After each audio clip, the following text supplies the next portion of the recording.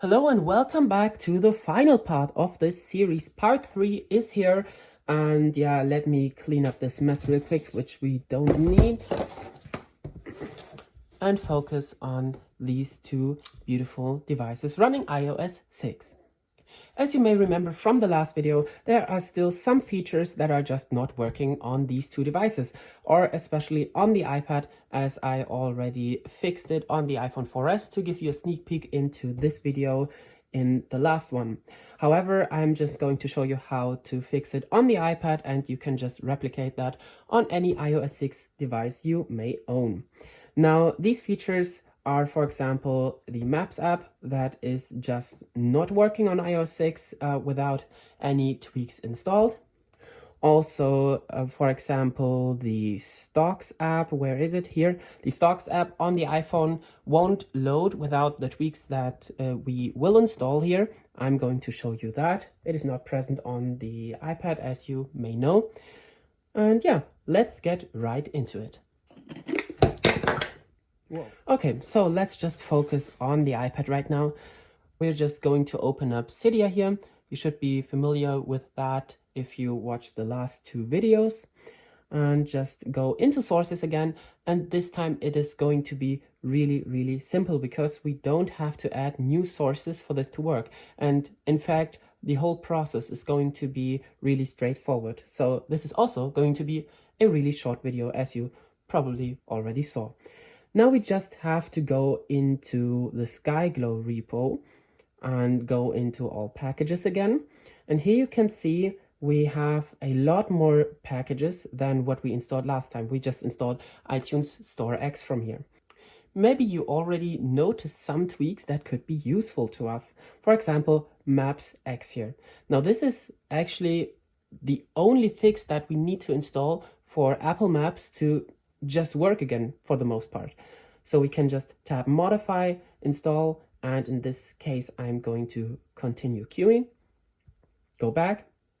And on the iPad this is probably the only thing that you will need. However, on the iPhone, because we have the Stocks app and the Weather app, you should also install Stocks X here, modify, install, and continue queuing. I'm not going to do that here because, well, the iPad just doesn't have the app, so it's useless.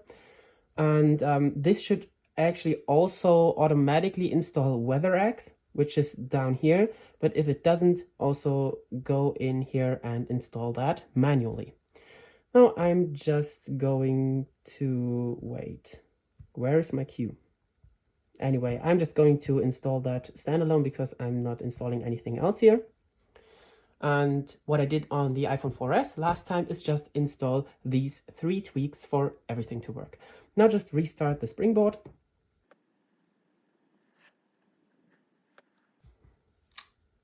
And we're back.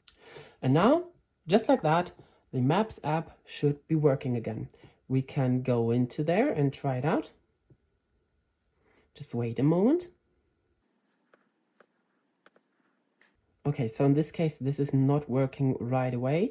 This can happen, and you just have to do a quick restart to rectify this. Then it should be working perfectly fine. So let's start it up again.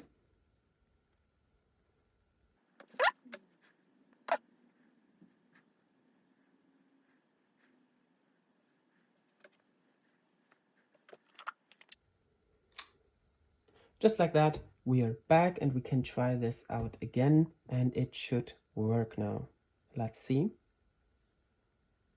can see it is loading something there.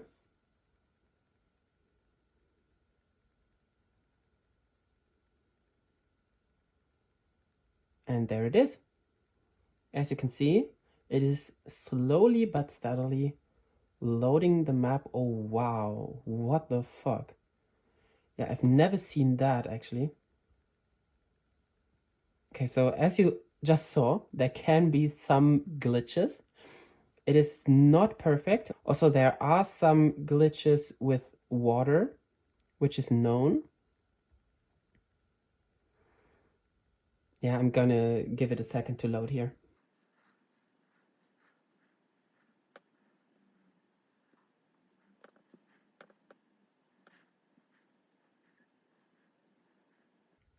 And yeah, you can see the map is kind of loading. It has some weird graphical glitches here, which I've never seen. And I don't think they happen on the iPhone. Maybe it's because it's an iPad. I have only done this tweak on iPhones before, so this could be a reason. But it is way more usable than before. Also, we can actually search for things now and get routes from places to another place. So this is insane. Let's say I want to go from Scotland, anywhere, I don't care. Scotland. Want a route? No, I don't. Can I do that? Directions from here to London. There we have it. And it should give us a route. Yep, we read that. And you can see this takes us 8 hours and 27 minutes, and it's 791 kilometers from Scotland to London. This is all not possible without this tweak. And it should be way smoother than this actually. Yeah, I don't know why this is happening right now. Let's just try it out on the iPhone.